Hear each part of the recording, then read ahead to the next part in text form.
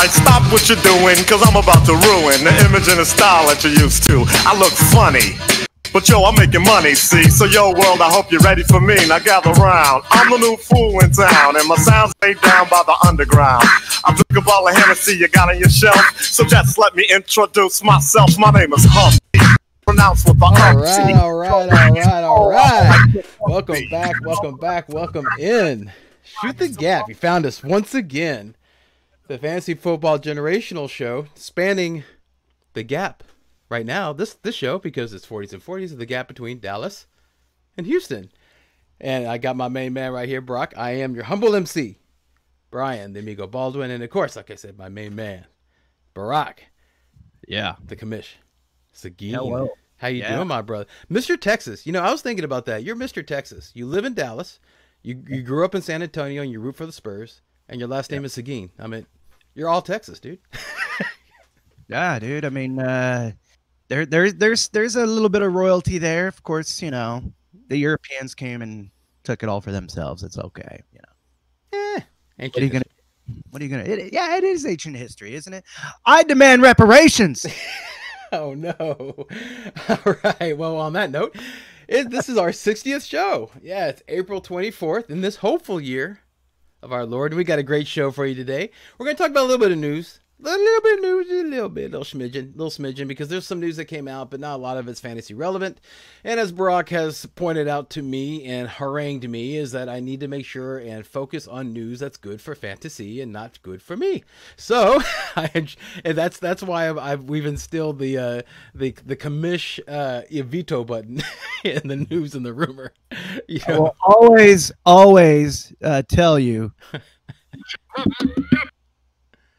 Okay, I will always call out. That ain't bullshit. That's bullshit. Like, if you're pulling on some news that just not fantasy relevant, it's gonna be bullshit, and it's gonna be like, let's move on. But I'll appeal.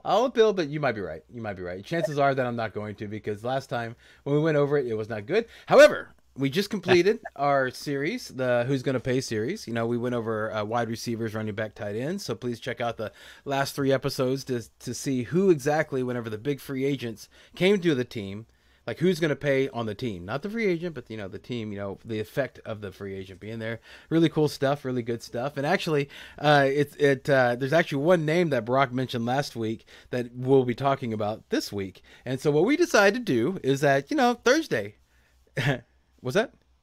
Right now, we're going to be talking about that guy. Yeah. Thursday, this coming up Thursday. This is Saturday right now. So coming up Thursday, it's going to be the first round of the NFL draft. So we thought it would be fun is that we're going to go ahead and take a look at the first 5 picks.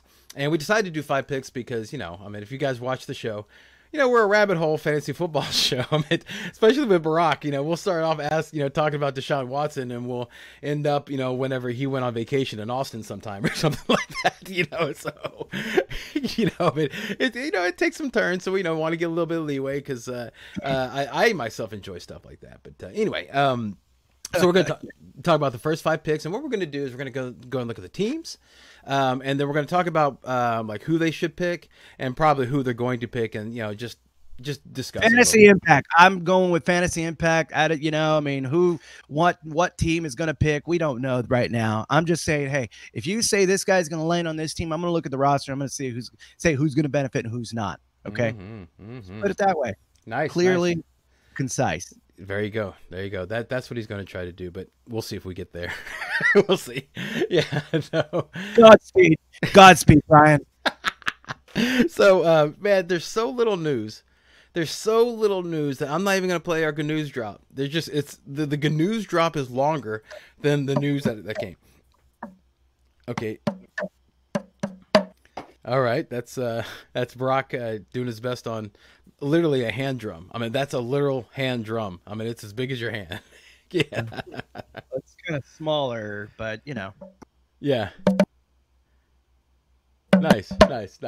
Okay, so what we'll just go ahead and talk about. The only thing that I have is that I think is something to keep an eye out on. Is that the NFL are going to release the 2021 schedule on May 12th. So make sure and keep an eye out on that, especially whenever you're looking at the different drafts, what teams do in the drafts, and also their free agent moves, maybe injuries, things like that. You might want to target some defenses. We'll talk about that when we get closer to the actual season.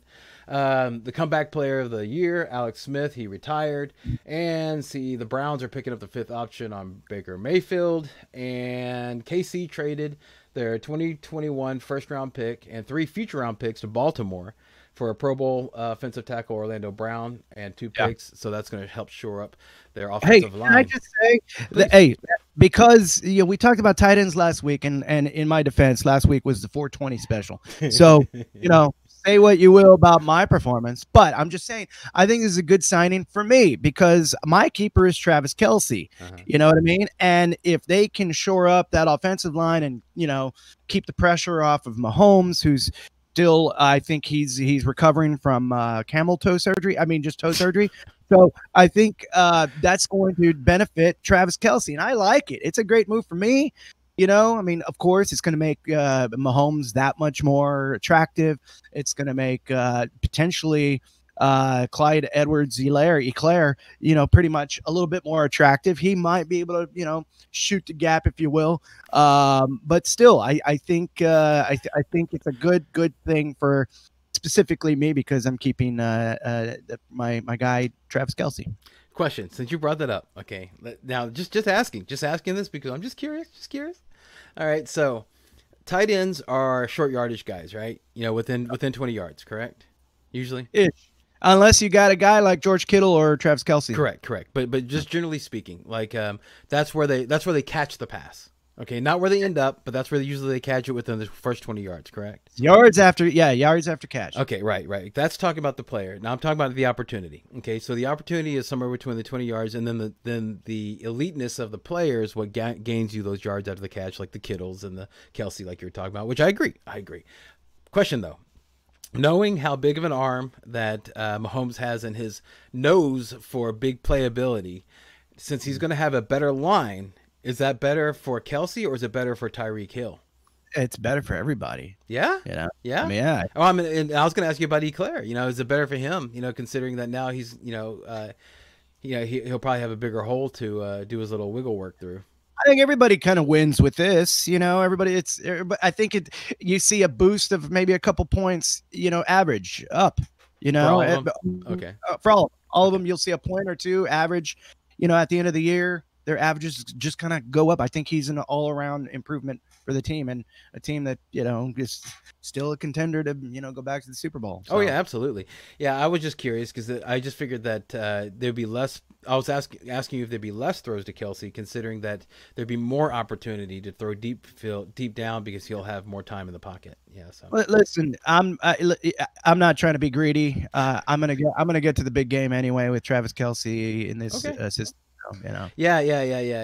I know that's your that's the foundation, your cornerstone, your rock of your roster is Kelce. I know that, dude.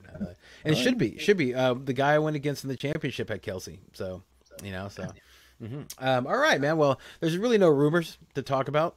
So let's just go ahead and just jump straight into the top 5 draft. You forgot to talk about Shock G, man. We just played the Humpty Dance.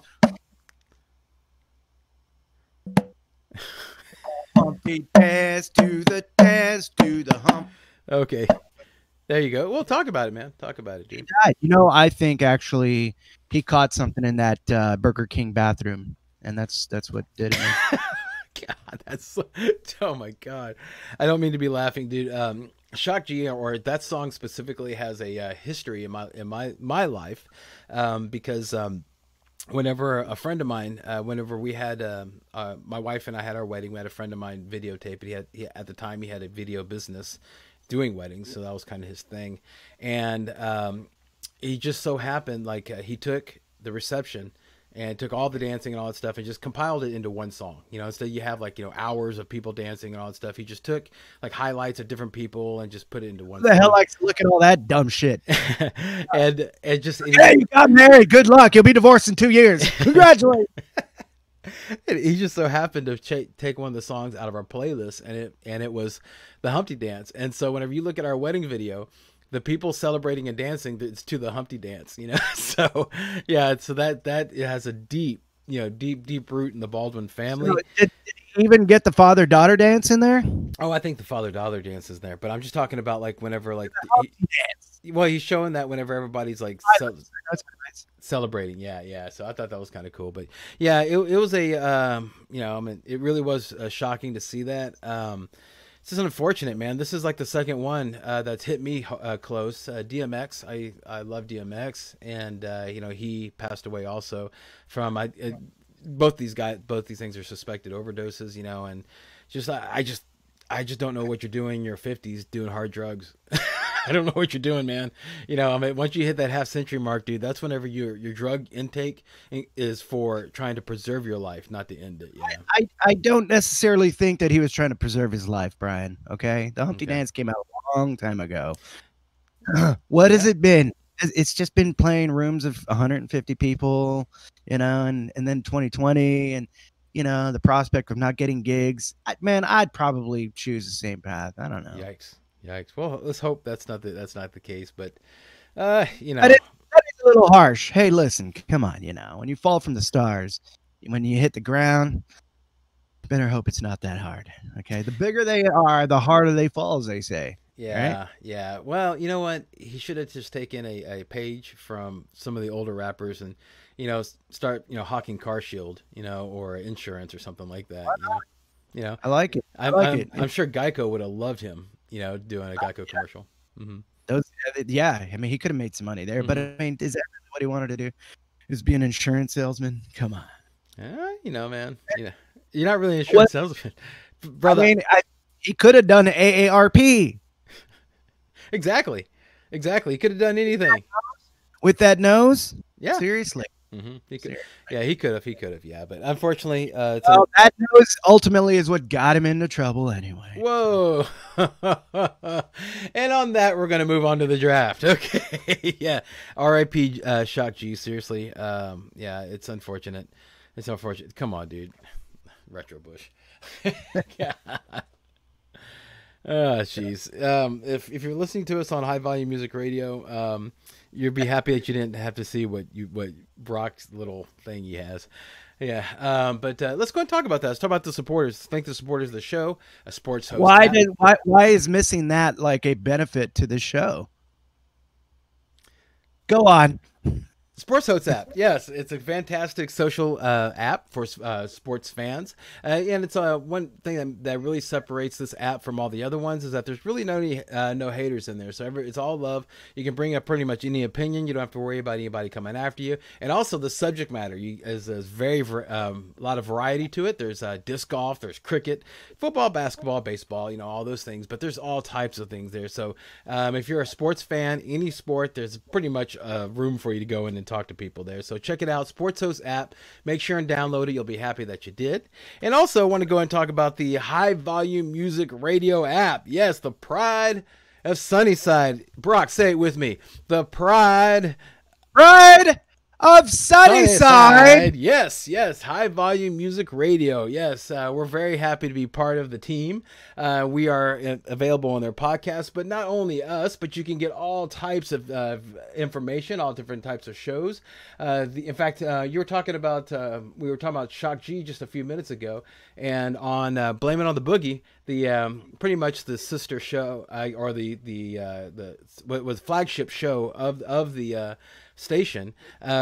He dedicated, you know, all this digital underground music, dude. It was fantastic. It was great to hear, and you really got to remember, you know, the impact. He did the same for DMX, things like that. So you get to hear things like that. Again, that's the Blame It on the Boogie show. You get to hear about what's going on in the minds of the listeners, called What's on Your Mind with Aunt Boogie. You get to hear the Business Knowledge Broker show and Andrew B Vocal Sound. So there's all types of information there, all types of stuff there. We're there, all types of different type of music. Make sure and download the app. You'll be happy that you did. High Volume Music Radio app. Make sure and download it. If it ain't high volume, Brock, it might not be loud enough. Oh, look at that. See, that's the white man coming in. It ain't loud enough. Yeah, if it ain't high volume, it ain't loud enough. Come on, man. You're like, well, no. It might thus now not loud enough, auditorily not stimulating. No, see, I mean, no, we got to make sure to do correct grammar. Can't just say ain't. Ain't a word. Okay, so Hey, was I really speaking in that nasal tone? All right, whatever. no. All right, man. All right, let's go.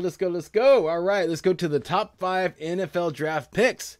Okay, so in order, the picks are number 1, Jacksonville Jags, number 2, New York Jets, number 3, San Francisco 49ers, number 4, Atlanta Falcons, and the last one we'll be talking about, which is number 5, Cincinnati Bengals. Let's start with you, man. Start off the top. Jacksonville Jaguars, first pick of the draft. Who are they going to pick? Who should they pick? All that nice stuff. Leonard Fournette. No. They already got him. His name's James Robinson. Listen, I don't even know why we're having a conversation about this. I think, I know why we're having a conversation about it. However, I think it's clear to see, who's going first, right? You know what I mean? You've got a guy who's, 6'6", 240, 230, something like that. Big. He's 6'6", 220.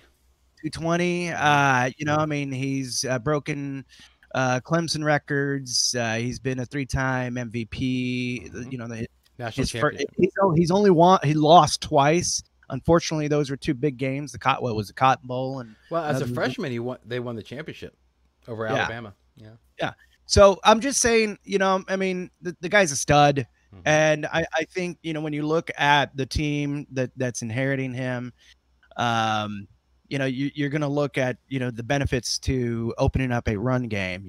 Something that Minshew just can't do. No, whoever's there, who was there last year for a hot minute, that played in front of Minshew. Anyway, DJ Shark, you're looking at, I don't know, man.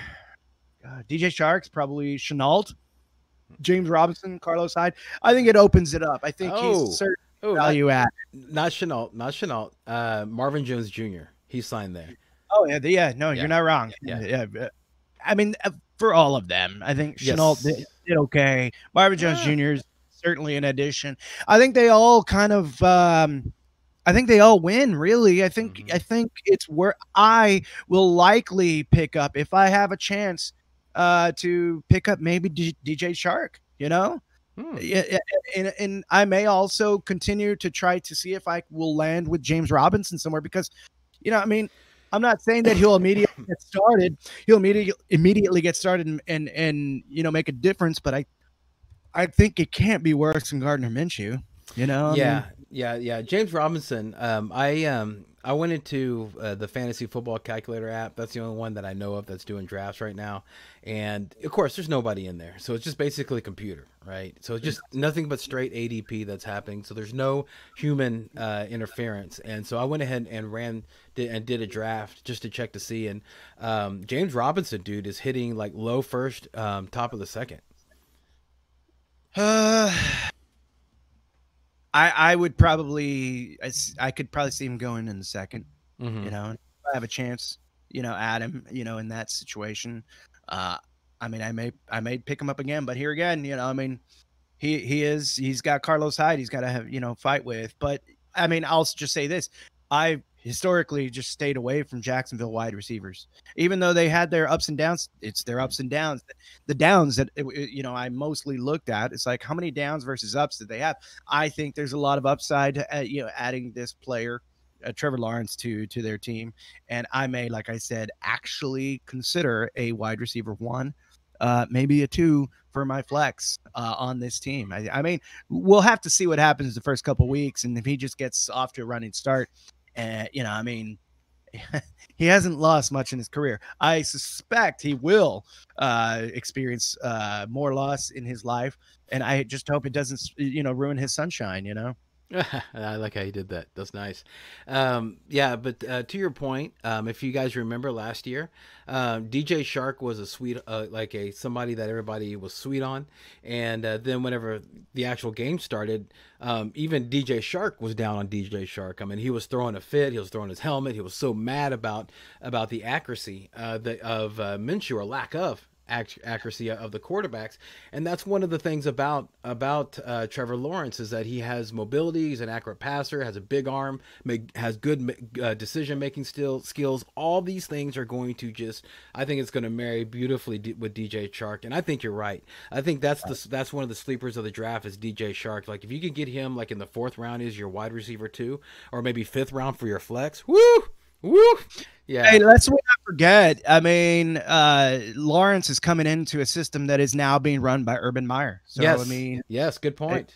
It's not. There's not a lot of negative. There's not a lot of negatives here. I mean, it still is Jacksonville. I mean, Other than the line. Yeah, the O line is bad. It's not as good as it should is. be. Mm-hmm. I get it, and I think that they will address that in the draft. So well, yeah, if you're gonna have this $1 million new toy, you don't want a David Carr situation. I mean, I'm in Houston, so I know what the Texans did to poor David Carr. I mean, they ruined that boy. But he was talented. He was. Yeah. So you want to move on to the Jets? Yes. All Let's right. do it. Okay. So let's do the Jets. Do you want? I mean, you want to keep that whole motif going? You want to start it off, man, with who you think they're going to pick? Who do you think they should take? I can tell you who I think they should take. Okay, yeah. but I think they should either take one of the of these, Penei Sewell from Oregon, offensive lineman, 6'4", 331 pounds. Okay, because this O line stinks. Okay, they've allowed 43 sacks allowed this last season. Okay, they're going to kill their new quarterback. Okay, or any quarterback. All right, so what I would say is I would draft either him, Sewell from Oregon, Rashawn Slater from Northwestern. He's another 6'4", 304 pound monster. But here's the thing. That whenever you look, I was reading the scouting report on Wilson, and if this guy is actually like what the scouting report says, then I think they're doing the right thing, because the guy is an efficient passer and he's a great playmaker. All right, he's considered mobile, so that will go ahead and get around the O-line woes. And they just signed Corey Davis. All right, so this is a big arm and a runner, has the same build as Deshaun Watson and Joe Burrow, gets the ball to playmakers, always looking downfield, likes to develop his timing with wide receivers. I mean, dude, he spreads it around. This guy could actually be something that it's worth taking a shot on, like you were talking about Lawrence. This guy's probably 1B right here, dude. Well, let me just say this about Zach Wilson. He's injury prone. We know that. I mean, just look at the guy. He has, a very, very sackable face. Defensive linemen just really. Dude, he's a good-looking dude.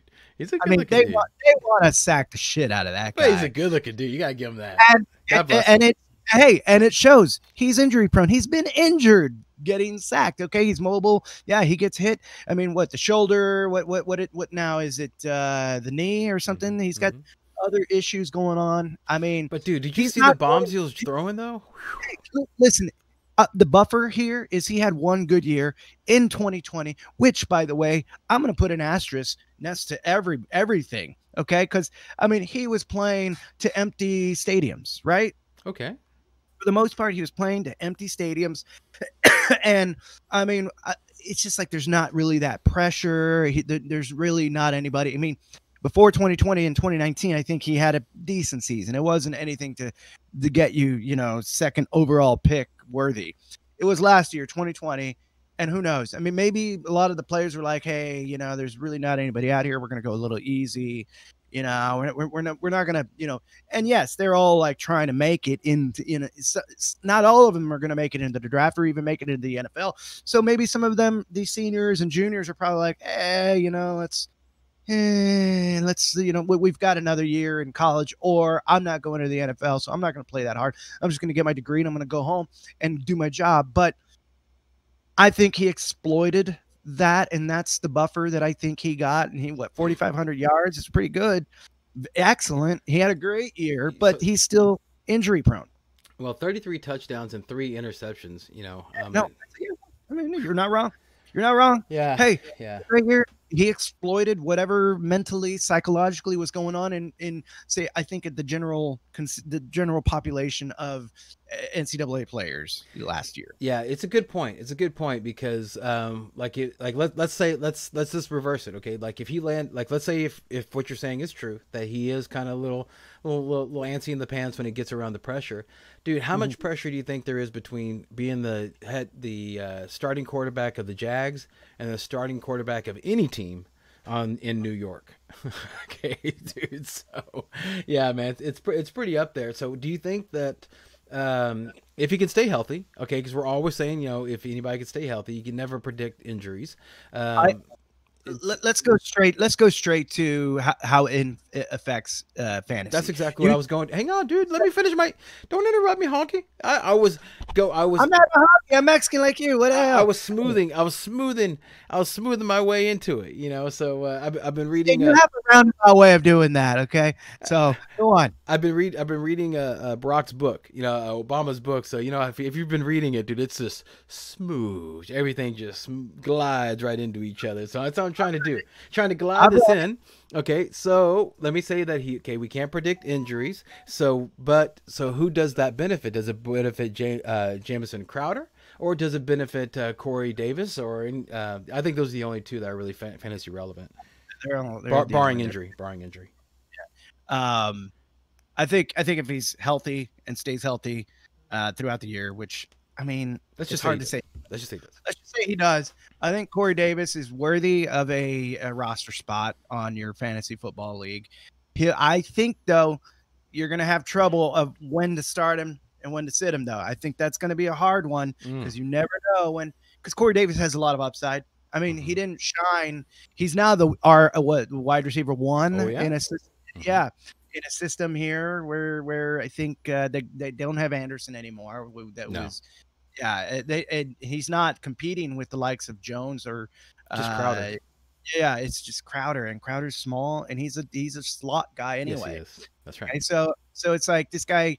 I mean, Corey Davis is a big guy, and he can't spread the field, but he's definitely physical, and I think that if they can hook up pretty well, him being a wide receiver one, I would roster him, and I'd likely have him on my bench for a rainy day. Okay. So. Yeah. Good bench depth. Absolutely. But to your point, we've seen this story before. Before AJ Brown, who was the wide receiver one in Tennessee? Corey Davis. AJ. Yes. Yeah. And that was that. Then it was so frustrating to own that dude because he had a breakout year, then stunk the next year. And then, he was just hot and cold, going to a new place, after having a pretty good year being the second banana. So we'll see what happens. That's a very good point. He's kind of a one-trick pony. So I mean, I think he'll certainly they'll scheme for him, and I mean it'll be what it was I think in Tennessee. You know what I mean? I think in standard I would choose Corey Davis. In PPR I would choose Crowder. Yeah. That's good. That's definitely yeah. All right, man. Let's anything more you want to say about that? I think we talked about everybody. There's not really a running back to really talk about in New York right now. So they'll pick Zach Wilson. But what do you think about me saying that picking up the offensive line instead of the Wilson? What's your thoughts on that? You can't build around an offensive line. Huh? I mean, you're in Dallas. Dude, Dallas built around an offensive line. Built around a quarterback, okay, and a running back. So, I'm just saying, dude, that there was for a fact there was 4 years in a row. You could nest all you want, but then if the quarterback isn't clutch, it's just it's no bueno. Right. We don't know. We don't know if Zach Wilson is going to be clutch. I mean, he looked great in college. He looked, I'm sure he's going to have some good days in NFL, but I mean, you're in the. You're at the Jets, and I'm not going to roster Wilson. I mean, I don't know. I don't know. You might be right about you can't build around an offensive line. 'Cause I mean, Dallas, or how about this? If you pick the wrong offensive lineman to start off with, it could really hurt things because 2002 in the draft the supplemental draft that the Texans did, their number one pick was Tony Baselli. and he never played one snap for for the Texans. But they were trying to shore up that line. So if you pick wrong offensive lineman, that's a huge whiff because they'll whiff. Okay, so that's a big thing. So let's back up for a second. Go ahead. Where are you? I know that Trevor Lawrence is going to get picked up Mm-hmm. This year. Where are you picking him up? In what round? Trevor Lawrence? Yeah. Interesting that you said that. I was going to ask you that question, but but we moved on. So sneaky Barack, look at you, sneaky Commish, coming up the bottom and popping me in there, just flicking the sack right there. You got me. Yeah. Yeah. Oh God, the retro bush. Yeah. Yeah. So, I would think that based on like I was saying, the ADPs that I was looking at, and also just by what I've seen in the past, he'll probably go undrafted. So you could probably pick him up in the 15th round, 16th round. And so if you're looking for quarterback depth, I would do that. But one thing that was kind of weird that happened, Brock, whenever I did my one mock draft, I only did one because I didn't think there was any reason to do any more because I got all the information I needed about computer. That's not going to change. I was going against the computer, so that's not going to change.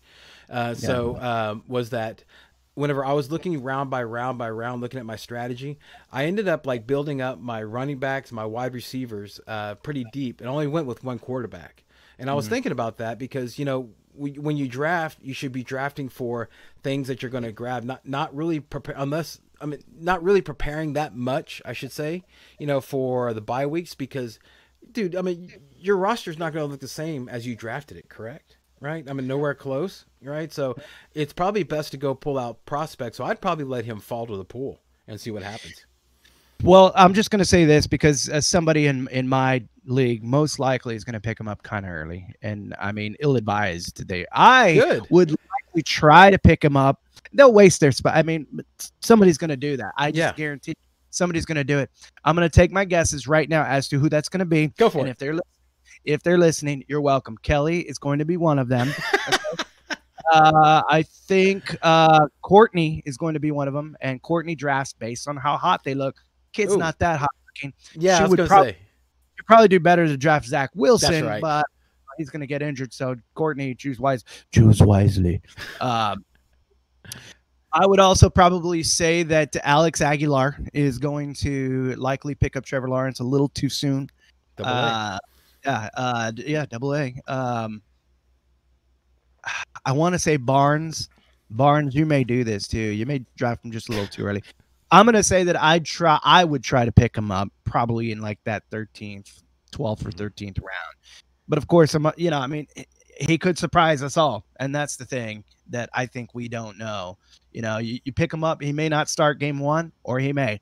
We'll have to see how it works out because there's Gardner Minshew who's got a little experience and let's see how that goes with Corey Davis. And the mullet, dude. You can't cut out the mullet. Jesus. The mullet and that mustache. This guy is trying to be the most undraftable person, unstartable person in the history of the league. And anyway, yeah. So I think you should probably have him somewhere on the bench, just kind of waiting. Laying in wait.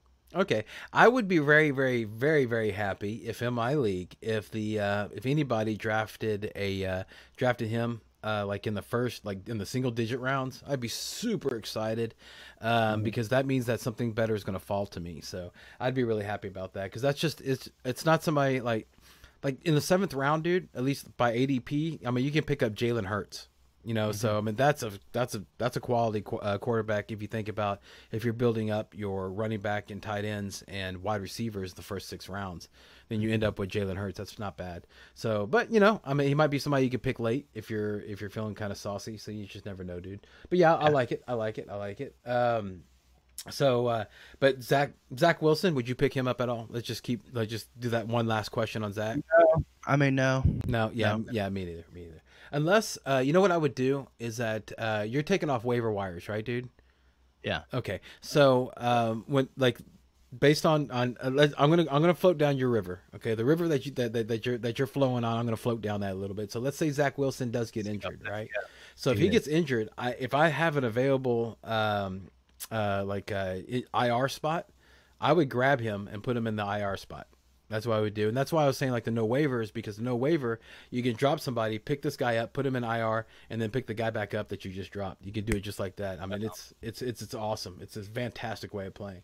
Okay, let's move on to San Francisco 49ers, sir. Okay, this one's a real weird one. Real weird one because, you know, they traded up to get this 3rd round pick. Okay. And you were talking about like drafting by hotness, you know, so you think about quarterback. I mean, is there a hotter quarterback than Jimmy G, dude? I mean, come on, man. You know, he's the one that all the chicks like, you know, so you tell me who are they drafted, dude? Who they drafted?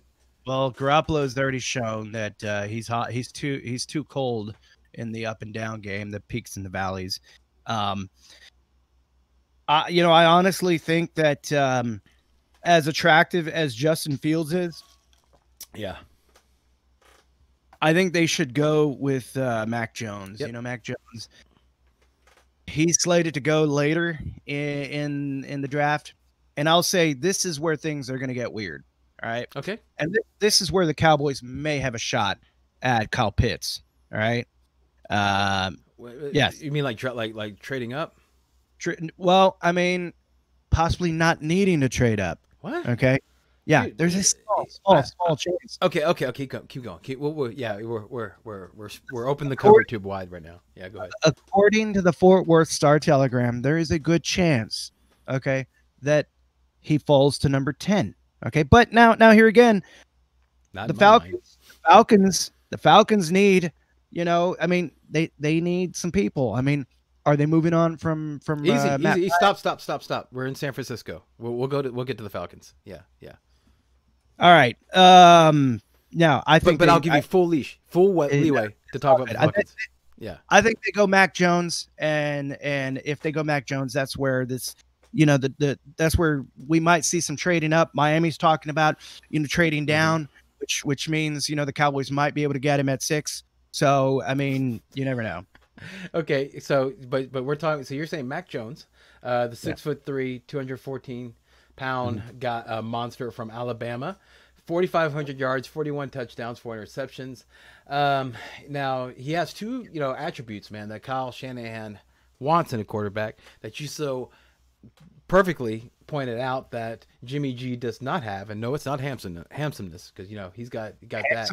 He's got that on lockdown. No, but the 2 things are anticipation and accuracy. Okay, that's what this guy is known for. He's not really an elite athlete, but he likes to step up in the pocket and is accurate on the run.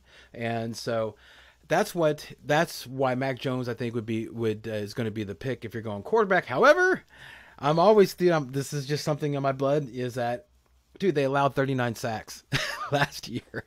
Okay, they allowed 39 sacks. And so I'm looking at, again, Penei Sewell, Rashawn Slater. Okay, how about Christian Darrisaw from Virginia Tech, 6'4", 322-pound monster. Or how about this? Micah Parsons, man, from Penn State. Okay, he runs a 4.39 40, 53 solo tackles, 5 sacks, and 4 forced fumbles. Can you imagine pairing him with Fred Warner and Nick Bosa? I mean, so let's just look at this. You clearly want to blow Jimmy G. So you no, want to I just think that he's sufficient enough. He's okay. He's sufficient, good enough, and this is the what have you done for me lately? Right, dude, think about like having like that defense, San Francisco's defense. You want to blow him, don't you? No, absolutely not, dude. That has nothing to do with that. I see it in your eyes, dude. You're blushing like crazy, dude. You're a brown man and you are blushing. I can see it. No, it's I think that they're okay with him because they haven't really had a full season with him, and I think that if they're able to build up their offensive line, because that's what Shanahan likes. He loves to run, so why not build up the offensive line even more? Or San Francisco lost some pieces last year on their defense, and their defense wasn't as thunderous as it was, and their defense is what got them all the way to the Super Bowl. They had with Jimmy G as the quarterback. You know, so if they were able to get like some guy like Micah Parsons, man, this guy is going to be incredible. He's a linebacker, and if you pair him up with Bosa, and Fred Warner, I agree with you. But you know, it'd be sure nice to either have Justin Fields or Mac Jones. Yeah, I'm just saying. You understand what I'm saying, dude? It's like, hey, listen, I'm not taking away from the fact that Jimmy G got to the Super Bowl, but did you see how he performed in that big game? Sometimes you see when there's clutch and when there's not. Okay, dude. I mean, it's, when you're clutch and you're on, and he had some good fortune. When they got to the Super Bowl, but it just didn't translate. well, the defense didn't perform either. Well, I mean, Damian Williams was the MVP. Like 6 points in that Super Bowl. Was that? Okay. Didn't they score only like 6 points in that Super Bowl? It's not like the offense blew it out of the water. Okay. I mean, he turned it over on really. Anyway, let's talk about fantasy impact. How about that, man? I think if you have Brandon Ayuk, he's going to benefit from either one of these quarterbacks. And if they do decide to bolster the offensive line and give Jimmy G, who you are so attracted to, a little bit more protection, I think that you got Brandon Ayuk or Deebo Samuel. I think those are the two guys worthy of a roster spot. I think Brandon Ayuk may be like a starter, week to week starter. Okay, maybe a good wide receiver too. Oh yeah, right? dude. Yes, absolutely. Or even a phenomenal flex. Yeah. I mean that's definitely there, but the run game, I mean, sure, man. You still have, you never know when those guys are gonna freaking, have a game. You never know. I mean, it's just unless there's injury, then it becomes a little bit more clear. But Shanahan does like to run that 3-headed monster. So, I mean, yes, I'm not right. I'm not rostering any running back from San Francisco. And if I have a chance at Brandon Ayuk, sure, I'm going to take him. Like what round? Either Ayuk, I'd probably be fortunate enough. Like mid late, late rounds. Let's just get general with it. Probably fourth round, maybe fourth round. That's not third. General. That's pretty specific. That's you're shooting for the wide receiver 2 and or flex. Yeah. So interesting. Yeah, and hold on. Let me do the math here. 12. Go for it. Yeah. Go for it. Oh no, fourth or fifth round. Wow. Excuse me. In a 12-man league, right? 12-man league. Yeah. Okay. I mean, for a wide receiver 1, I think you might be able to get him late 4th, early 5th. Okay. I see you working. Shore up other parts, like because I know that if you were in a redraft league, I mean, like your first pick or second pick of the draft would definitely be Kelsey. So you'd be building around the tight end. So that makes sense. That goes along exactly with your thinking. So that absolutely makes sense. I've always felt, and to me, I think that the stats bear out to this, that the two best friends, of course, the obvious line, but the two like offensive weapons that are the best friends for a new quarterback is a pass catching running back and the tight end. Okay, so I think that the one that's really going to just explode again is Kittle. Yeah, I mean he's the wide receiver 1. He's the first look. He's he's going to be short yardage, so he's going to be perfect for an accurate passer like this dude. I think Kittle is just going to be he's going to, if they grab Mac Jones, I think that he's going to do just phenomenal. Yeah, and I think the Falcons being the next pick would let's go to it. Go for it. Okay, do it. Would take Justin Fields at that point. I think they're moving on. Either way, they're moving on from Matt Ryan, I think. And this is where things get weird, because if you have a quarterback like Justin Fields and or Mac Jones, and you are considering a move away from, Matt Ryan, who's aging, and he's not Matty Ice anymore. He's sort of Matty lukewarm anymore. So, Matty Icy Hot. Yeah. I think that you might. This is where I stated things get weird with the Kyle Pitts pick. Okay, because naturally you would think, to bolster Matt Ryan's offensive tools, you're going to bring in Pitts, right? Yep. You're going to have that connection that he had with Gonzalez, back in the day, and be able to really kind of Hooper. Yeah, but I mean, he hasn't really had that kind of connection. Oh, Hooper was really good. He just fell off in Cleveland, and then Hurst came in, and he was doo-doo. Yeah, well, still, I think Kyle Pitts brings what they lost in a tight end. Yes, okay, agreed. Matt Ryan really, really connected well with, spread open, the floodgates for their receivers. What it could do for everybody there is absolutely really good, but I don't know that they have it in them to count on Matt Matt Ryan anymore. He's up in age, and they don't. I think they're going to try to go with youth and utilize what they have left, what left they have with Julio Jones, and I think they pick Justin Fields, if not Trey Lance. Mm. And Quarterback, huh? In the fourth pick. All right. Yeah, and that's why I said that's where things start to get weird, and that's how I think the Cowboys do kind of potentially end up trading up, or maybe he just falls because there's going to be a run on quarterbacks, and I know the Bengals are going to go with an offensive tackle. Well, we'll talk about the Bengals. We're talking about it as it comes up, okay? Because time is money here. So yeah, I think the Falcons they're gonna move on. Okay. And See, I feel that I'm with Kyle Pitts, okay, because he's basically a wide receiver and tight end. He has great leaping ability. I did more research after our last show, and this guy's incredible. The only thing that is a negative is that he's not a good blocker, so he's not considered a good blocker, but maybe he can learn that. I don't know.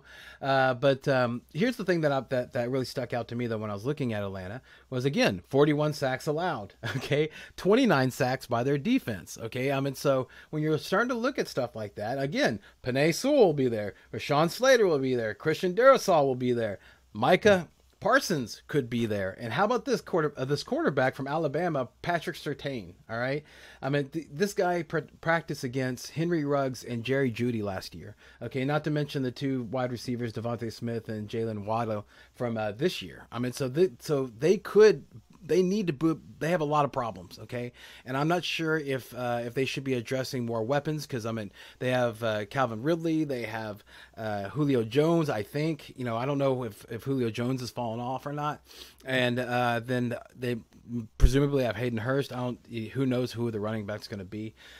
So the thing is, dude, is that I would think that they would want to build on the offensive line, or at least beef up their defense. Because, dude, 29 sacks, dude, for a whole defense in one season, you're not gonna go anywhere with that. So,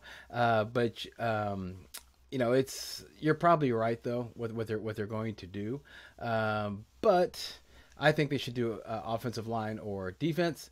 But at the very minimum, I hope I think getting a mobile quarterback is going to help them a bit, and that they don't have that in Matt Ryan. I can give you that. I can see that. Julio Jones still has a lot of gas in the tank, so yeah, I think they bring in a guy, either Mac Jones or Justin Fields. They'll be doing good with Trey Lance too. Yeah. So I think it's time to move on. I don't see whoever they draft, starting. Okay. I see that guy sitting on the field, but it's only a matter of time. How many interceptions is Matt Ryan going to have to throw before they decide to bring in Rook? Okay, let's do this.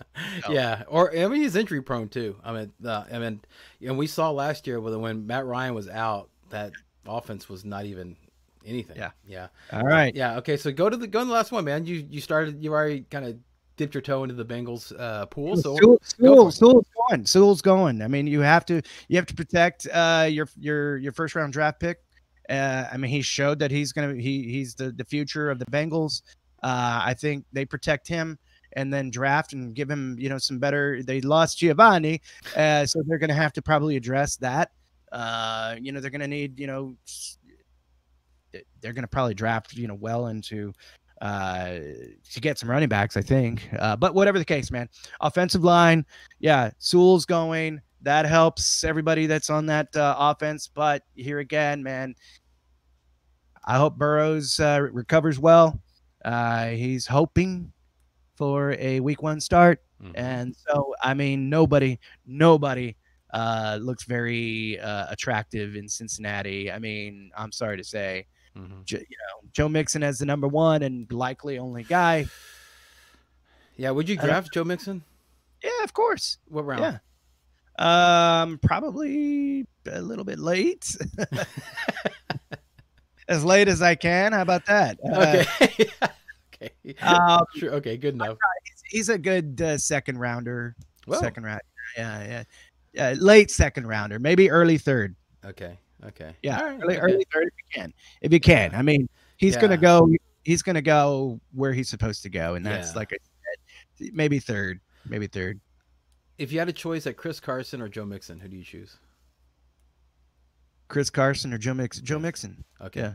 Okay, because that's where they're kind of landing, like in the third round, right? In the ADPs, they're kind of around each other. Okay. So yeah, I am thinking that they should do that. Cause I mean, obviously I built a case for the last two picks, that offensive line, defense. So of course I'm going to throw that out there, considering that Cincinnati allowed 48 sacks last season, and their defense, Brock, okay, I'm going to give you an over-under 20 sacks that their defense got. Guess. 25. 17. 17 sacks. Dude, oh my God. It's like, what, 1 sack a game, and then there's that one game where they did 2. I mean, come on. That's terrible. So they need to beef that up. However, there is a guy out there that went to the alma mater of Joe Burrow, okay, who's has game-breaking speed, is elusive, has reliable hands, and however, he did sit out last season. His name is Jamar Chase, wide receiver. So 6 foot, 208 pounds. So. This guy is like the consistent wide receiver 1. So what do you think about them going and grabbing an elite wide receiver 1 here instead of going after the offensive line? I think you get your coach fired. Yeah. Okay, so that's just pie in the sky thinking. And I don't think that they're going to go tight end. So I think your Pitts thing's alive. And dude, you're not wrong. I have been reading that Miami I was looking to trade that 6th pick. So that's rumors. This is the rumor mill. They're talking about trading down. Yeah. Which would fit perfectly for Dallas. And if your GM is so hard up, Jera, if he's so hard up for Pitts, it might happen, dude, because he does stuff like that. Yeah. Well, they were talking about how.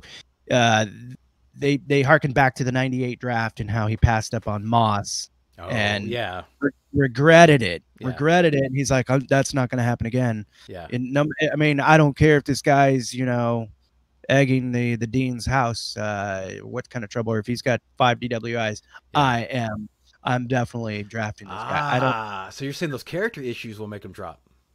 Yeah, well, that's why they dropped with Moss. Moss had some issues in his college career and got passed on by Jerry Jones because they were already tired of dealing with the Michael Irvin, the nose candy. Yeah. They're like, we got to steer away from the troublemakers, and when they did, that bit them. So it was another time too. Yeah, America's a little bit more forgiving now than they were back then. So it's a different, different time. Yeah. All right, man. I think America has just a really short memory. That's all. So. Oh yes, that's true too.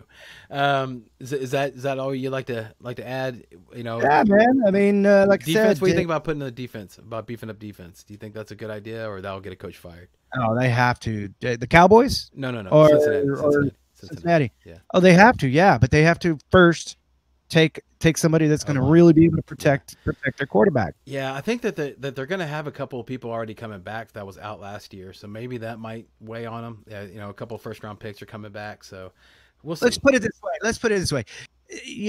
Burrows was doing pretty good, with the O-line he had, and then he got hurt. Okay. Guess what's going to happen now? He's going to come back in, and if they don't go O-line, he's going to be pretty reluctant to really. He's going to have that in the back. That injury is going to harken him. So that they've got to draft this way in order to make him feel safe and boost his confidence. Otherwise he's going to be like, there's nobody that is going to protect this knee. You know what I mean? So how good are you? They have to go offensive line, and then perhaps add some defensive help. Everybody needs defensive help. Yeah, gotcha. All right, man. Well, let's go ahead and land this plane. Yeah, so we got through the first 5 picks. All right. So you guys that have hung out with us, dude, we thank you so much for hanging out. I want to go ahead and thank our sponsors, of course, Sports Who's app, and also High Volume Music app. And I don't want to go a show without mentioning Connor's book, You Know Too Much. Make sure and check it out on Amazon. It's a fantastic read about a fantastic man, so make sure and check that out. It's not about Connor. He's not the fantastic man. It's another dude. Yeah, so... But if you guys enjoyed two generational beefheads bantering about, what should they do, Barack? They should turn it up louder. They should hit like or subscribe. I didn't coach you on that. I wanted to see what you're going to say. Like I said, one thing I love about you, Barack, that chaotic energy you bring. So I was like, you know what? Let me just throw it out there and let me see what he lands on. Okay, so... Obviously, it's a little bit different than whenever the date is 420, because who would have thought what would have happened if I asked you last show? Okay. Do you want to say a parting shot, big time? As it relates to the rest of the summer, go out and hug somebody. COVID's all but gone now. Go on. Cough all over each other. Sneeze all over each other. There's too many people in the world anyway, so good night. As long as you're fully vaccinated and in your house. Yeah, no. My parting shot is, the NFL draft is this Thursday, okay, and there will be a lot Roger Goodell gets to hug people again. Who wouldn't want to miss a hug from Roger Goodell? That's right. That's right. They are installing that back in, so it kind of goes perfectly into that. That's awesome. Yeah, but there'll be a lot of fantasy impact. Okay, so make sure and keep an eye out. Watch the drafts because we're going to be talking about the fantasy impact the next show, and because it's going to be a lot of fun. It's going to be a little interesting. We've already talked about what could happen and what should happen, but check it out. Yeah, watch the draft and keep an eye on the pulse of your fantasy team. So on behalf of Barack, the Commish, Sagine, and me, Brian, the Amigo Baldwin. Yeah, I'm sorry. God, he's doing Retro Bush again. If you're all listening to us on the High Volume Music app, you have to go on YouTube to at least check out the Retro Bush. That's crazy, dude. All right, so we hope that this year is a damn sight better than the last. We also want to thank Sports Host. Make sure and download that app. We want to thank High Volume Music Radio. Make sure and download that app. Check out the website, highvolumemusicradio.com, the pride of Sunnyside. And help me out here, Brock. This is your third show with us, man. So you should know it. Okay. So remember, everyone, in fantasy football, as in life, don't dream it. Beat it. Yeah. Play us out, brother.